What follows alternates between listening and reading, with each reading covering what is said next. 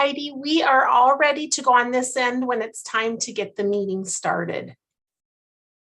Perfect. Thank you so much. Oh, no problem.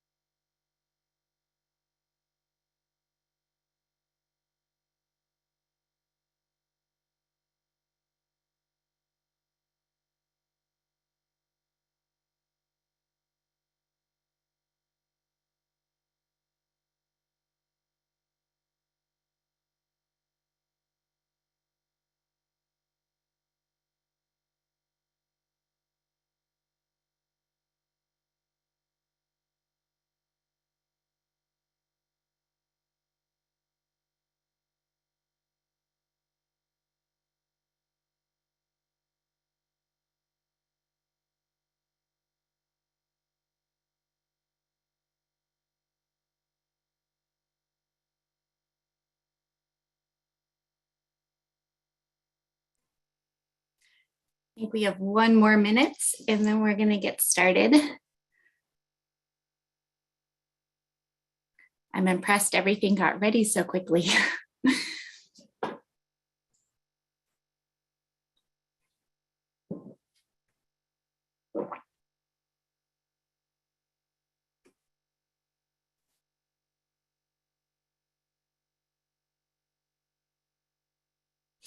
All right, so it's 12:10, so we'll go ahead and get started.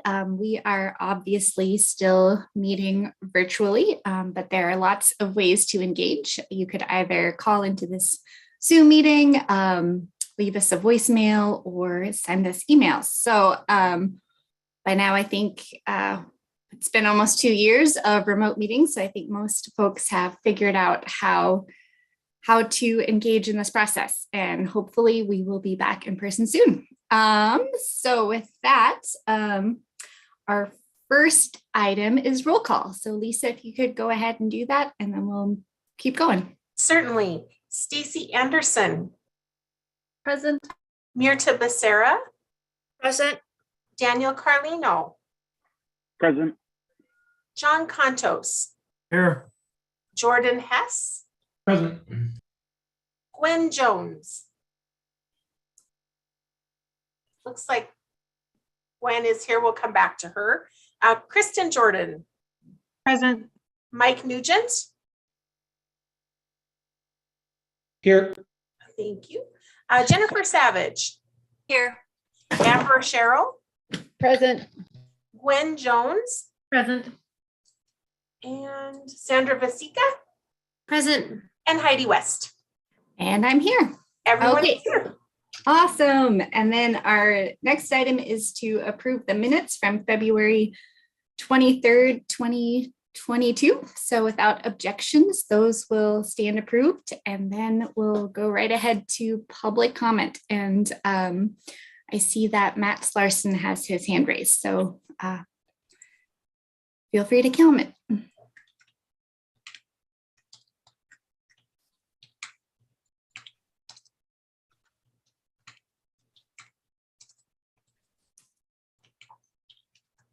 Hi, this is Matt Larson, Ward 3. Thanks for allowing me to speak.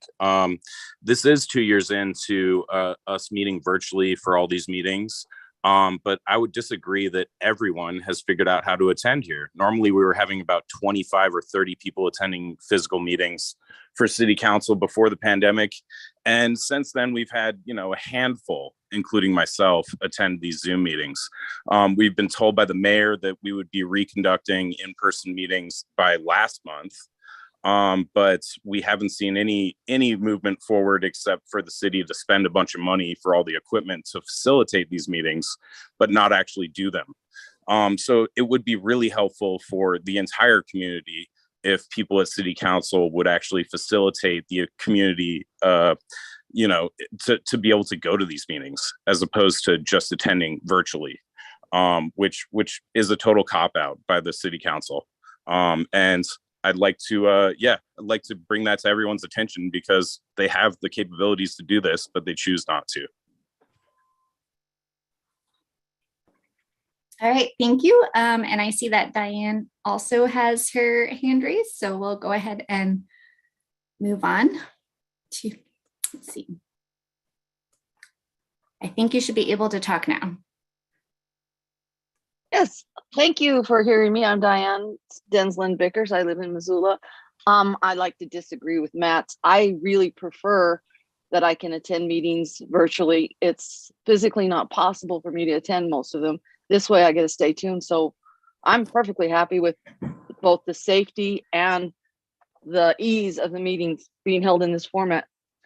So there are differing opinions on this, just so you know. That's all. Thank you. Bye. All right, thank you so much. All right, and then I see no new hands raised. So we'll go ahead and move forward. I have two screens for the first time ever, so I'll be looking back and forth. So our one agenda item, lower hands, there we go. Okay, so our one agenda item for ANF this week is to have a presentation on the FY 2021 audit. So Lee, I'll turn it over to you. Thank you. Today, we also have Jan Schweitzer with us. She is the head auditor for the audit of the city of Missoula. She comes from Anderson Zermulin. We have been using Anderson Zermulin for a handful of years now to do our audit. I just wanted to let folks know, for new folks or anybody from the public watching, this is a very high level report. We don't get terribly granular. That doesn't mean folks can't ask Jan or me any questions, but just a little heads up for folks in case people were thinking that that might be a bit more detailed than it is. Most of our city council have seen these reports before. And with that, I am going to hand it over to Jan, who is currently muted, but we'll get there. All right. Got there? Okay, let me share my screen. Let's hope. Can you all hear me? Can you hear me okay? Yeah, we Okay. can. Thank you, Jan. You never know on these things. Okay, I'm just going to move that. All right, as Lee said, thank you. First of all, thank you for allowing me to present here today. As Lee said, this is just a very high-level overview of the overall audit, which includes the City of Missoula and the component units, which we'll get into in detail as we go. So I'll just be sharing my slide deck here as we go. First of all, what we're going to talk about here is just what's here on the outline. We're going to talk about the scope of the audit, the summary of the audit results, any overview of financial statement highlights. We'll talk about some of the internal controls and compliance findings and audit committee communications that we're required to do as part of our auditing standards. And we will discuss in detail the component units and the outcomes of those from our audit procedures. And then there's a couple of new accounting standards that we will be talking about as well. So here's where our overall audit scope, there was no change from the prior year in terms of what our scope was. We are bound under certain standards, U.S. generally accepted accounting or auditing standards, as well as government auditing standards, which is a little bit more overarching. We also do perform single audit procedures under the uniform guidance, and we do encompass all city funds plus component units of Missoula Parking Commission, MRA, BID, and TBID within our procedures every year. And here is where we have some new accounting standards that came out as well. And let's see, sorry about that. Bear with me. Over the last couple of years, there have been several new standards that have been issued that have affected the accounting treatment of various items. This year, there were two effective standards. The first one listed here is related to fiduciary activities, which specified criteria for identifying fiduciary activities of all state and local governments, including whether a government controls the assets of the activity and with whom the fiduciary relationship exists. An analysis was performed on the fiduciary funds against the criteria, which resulted in a few activities being reclassified to the applicable funds to which the activities were correlated with. There weren't any material items noted, so this was just simply a reclassification to kind of more align the activities with the funds to which they relate to. And the other standard, which was an interesting one, was related to the name of the annual report. So we used to call it what was formerly referred to as the CAFR, or the Comprehensive Annual Financial Report. Now the acronym has changed to ACFR, or Annual Comprehensive Financial Report. And the reason for that change is, interestingly enough, it was, I guess, correlated with a potentially racial slur. So the reason that this was changed was just to kind of promote inclusiveness within the profession. Very, very interesting. Okay, let's see. All right, over the last couple of years, there have been several, sorry, I've already talked about that. Here's the summary of our audit results. We had an unmodified opinion on the financial statements. We had a couple of internal control findings over financial reporting for BID and TBID. There were no findings related to the major federal programs, which this year were the coronavirus relief funds and the CDBG funds.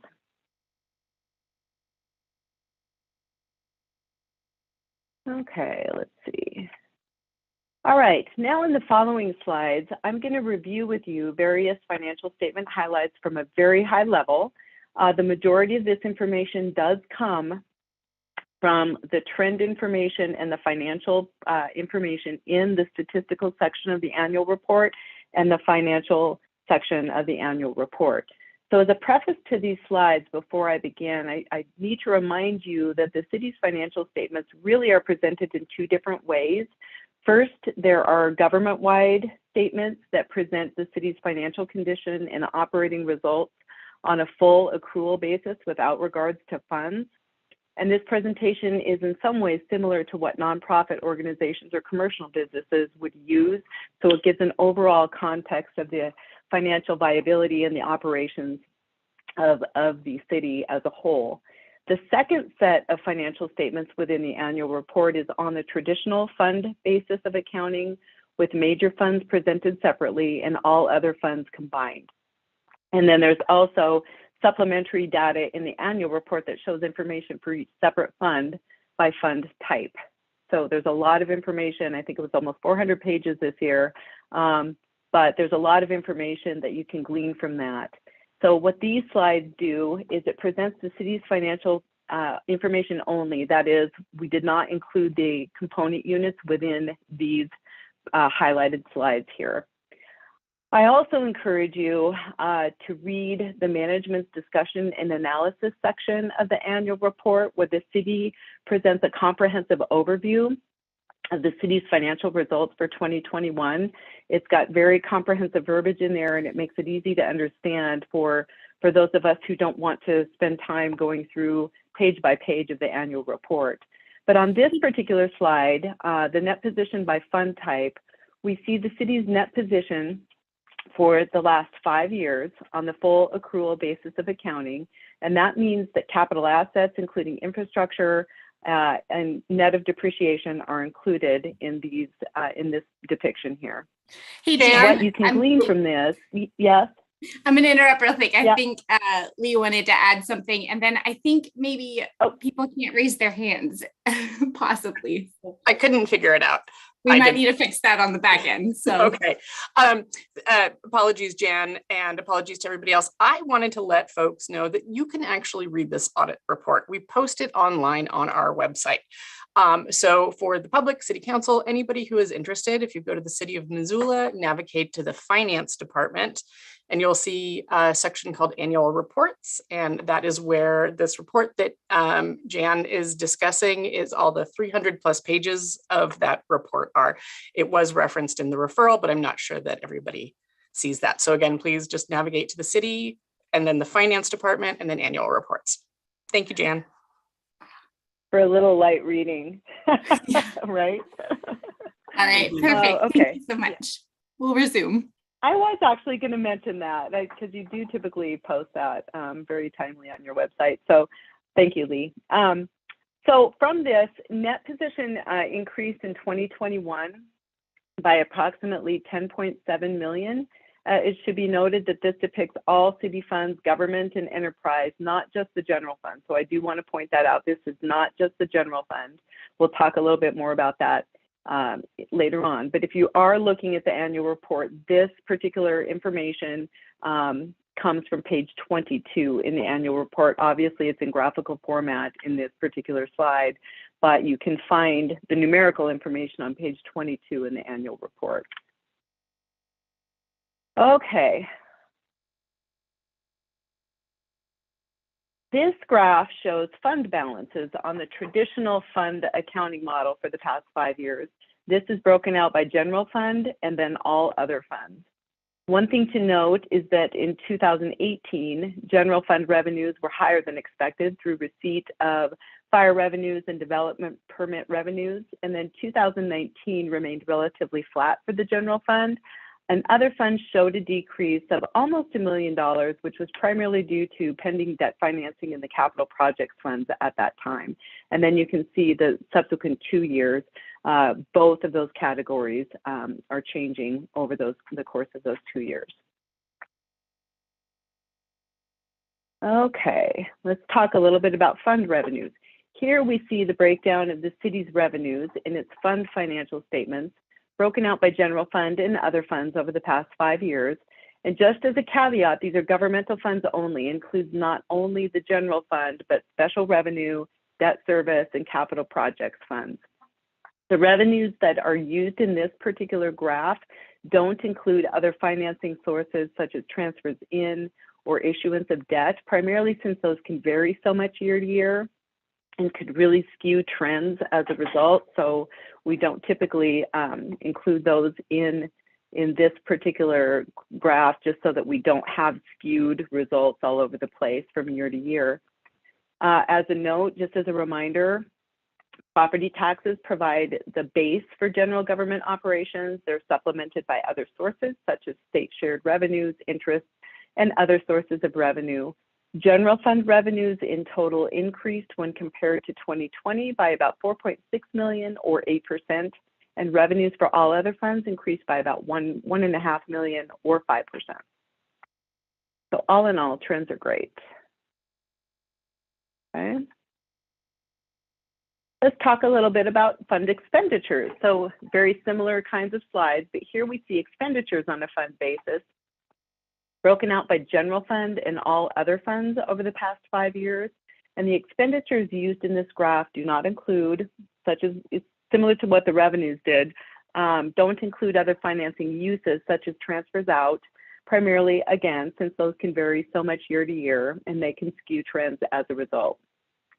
Total expenses in 2021 in the general fund increased about 6.2 million or 12%, and the change in all other funds was an increase of about 1.6 million. All right, now let's talk about mill levies. So this graph shows the mill levies over the past 5 years. 2021 is the black bar on the very right. So this year there was a slight decrease in city mills, an increase in county mills, a decrease in schools, and the others, which include state and transportation, remained flat.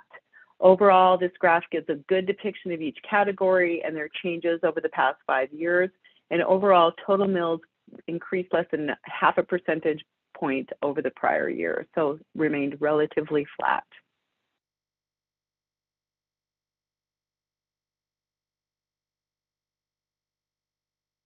Okay, taxable values.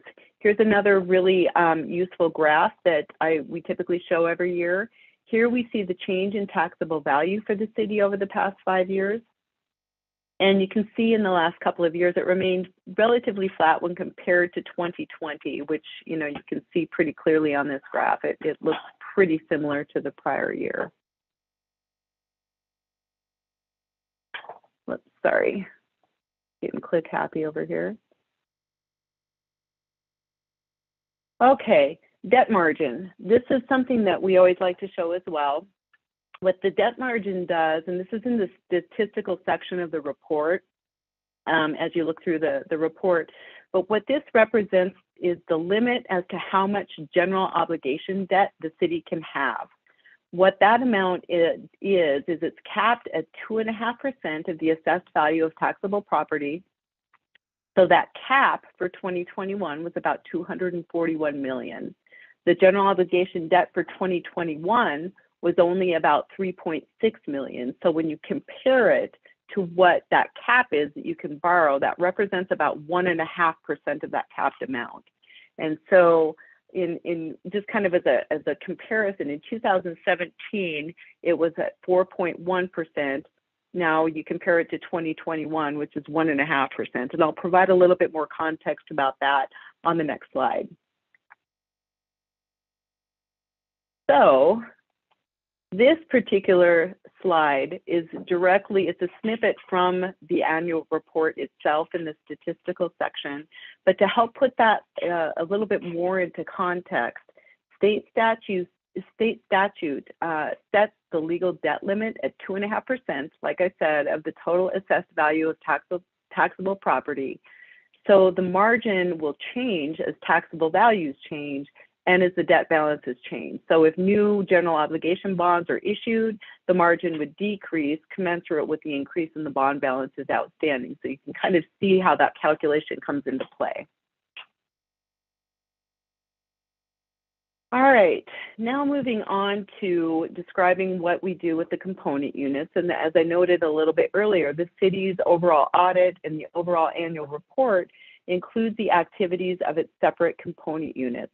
What we do with MRA and MPC is we do separate audits for those two entities. We issue separate audit reports on each of them. And in both cases, for this particular year, we issued clean audit opinions and there were no findings for internal controls for either of those entities. We also audit and present within the city's annual report as a discrete component unit the BID, the Business Improvement District. So we don't do any separate audits for those. We include our audit procedures within the city audit themselves. So that's a little bit different than MRA and NPC. So for this one, we did have a couple of internal control findings that we discussed with management, and that didn't rise to a level of being, you know, a significant finding. So there were just things that need to be addressed internally, and management is already kind of on top of those and mitigating those control findings. PBID, same as BID. This is presented in the city's annual report as a discretely presented component unit. But again, we don't issue any separate reports on TBID. We do include that in our overall procedures for the city.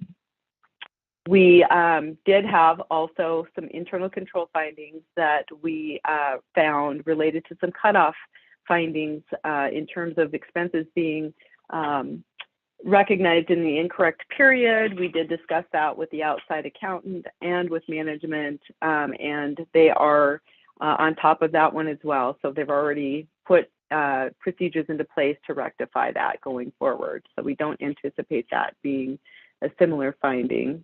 Oops, sorry, I didn't advance my slide. So, but anyway, so we don't see that that's going to be a repeated finding going forward.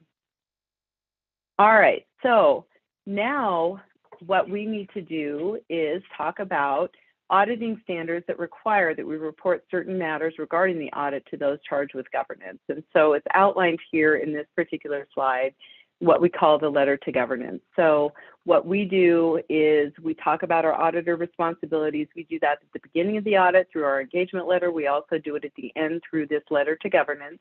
We talk about the plan, scope, and timing during our planning stages. We disclose any new accounting policies or accounting standards that are issued, which we already talked about, those two that were effective for fiscal year 21. We do, if we talk about significant audit findings, if there are any. There were no difficulties in performing the audit. This was a very smooth audit year. It seemed to go very, very smoothly. We issued the annual report on time, which was wonderful.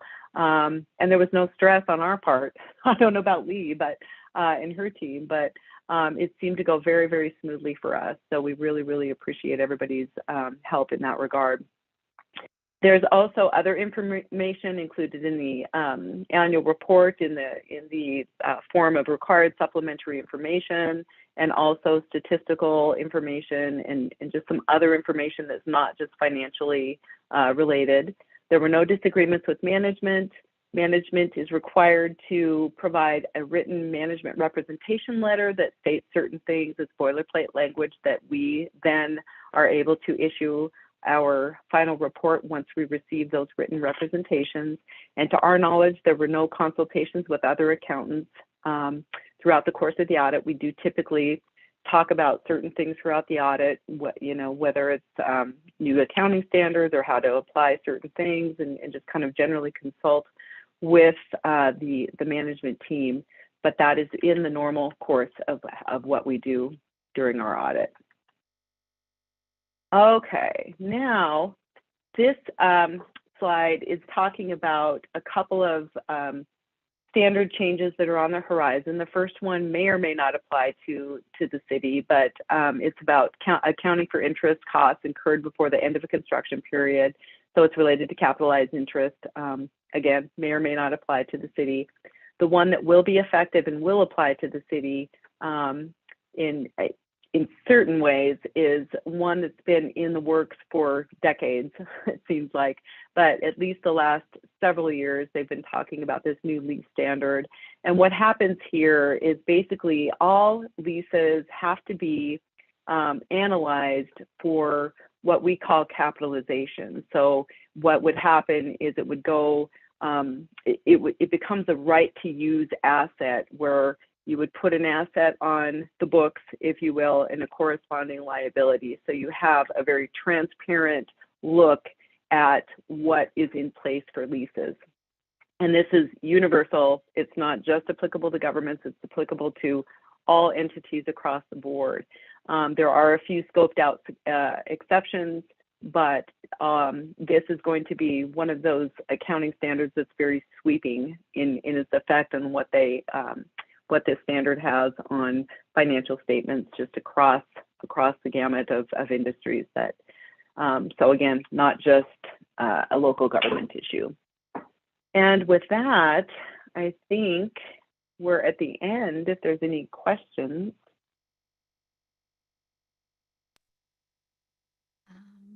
I don't see any hands raised among the city council members. Is that because people can't raise hands or people don't have questions? Looks like maybe folks don't have questions. I just wanted to say that I'm really impressed that this year was such a smooth audit year, especially with all the COVID related funding sources. And, I know that with some of those monies, there was, months before we knew how it was allowed to be spent and for what. And I'm really impressed that it went so smoothly. And then I have one question. And I guess it's I would maybe love some more information about the leases and how that'll impact how we, I guess, value assets for the city and the, the liabilities for the city. So I'll just ask Leave, maybe we can circle around to learning more about that in the future, maybe before next year's audit presentation. So we'll have some context. Okay, I have one hand raised. So Amber, if you want to ask your question, comments, either one.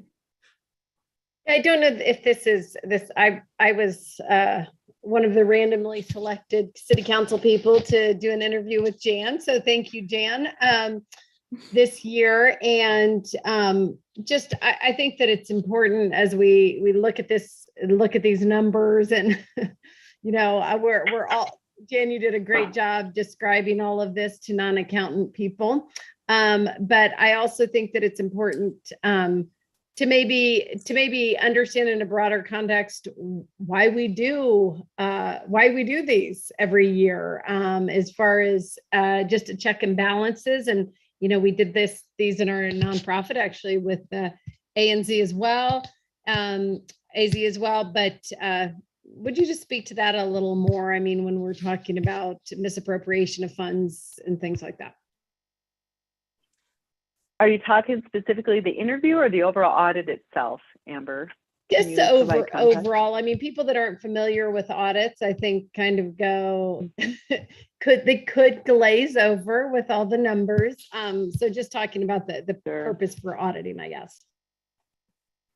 Sure. Well, I'm sorry. The main reason that we do an audit of local governments such as yourself is due to the federal funding streams that are inherent within the revenue foundation base. So if you receive federal funds and you spend over $750,000 in a year of those federal funds, you're required to get what's called a single audit.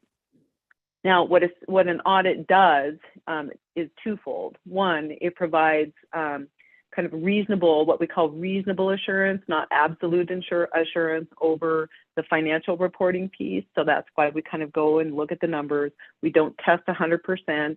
We do most of our procedures on a risk-based approach with a sampling kind of methodology, just based on our auditing standards.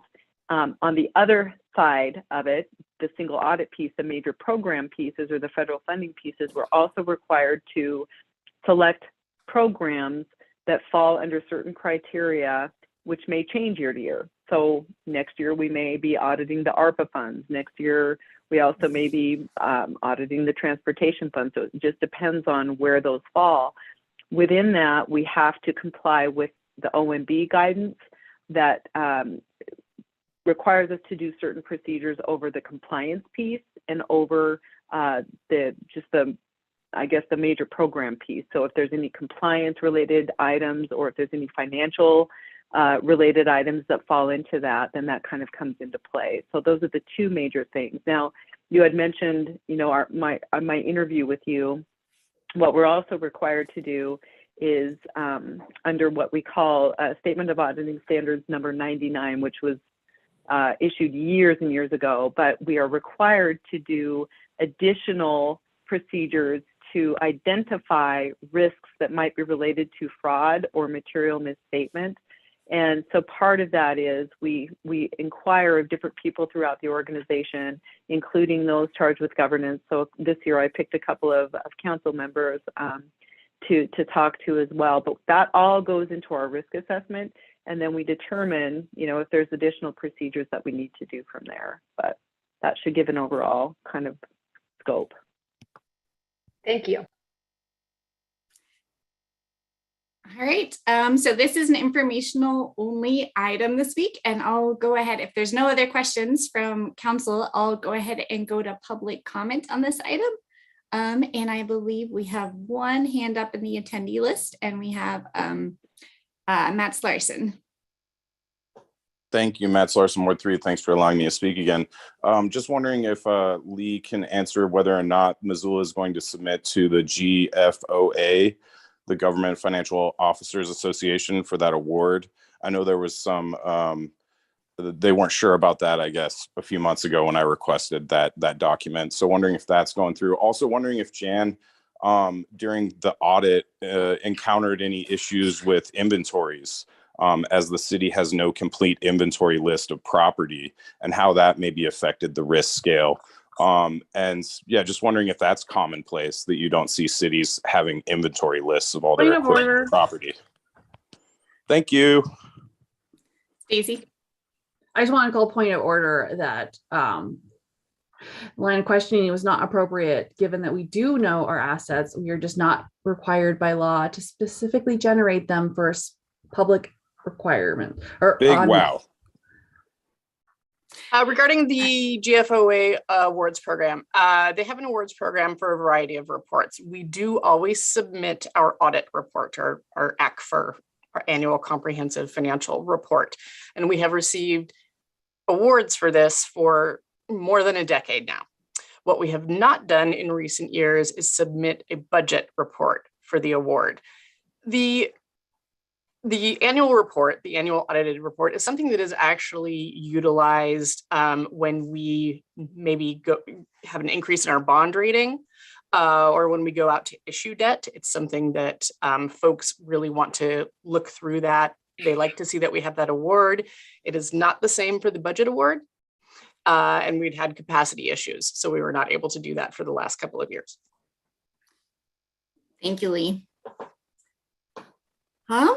Does anyone else have any comments on this, on the audit presentation?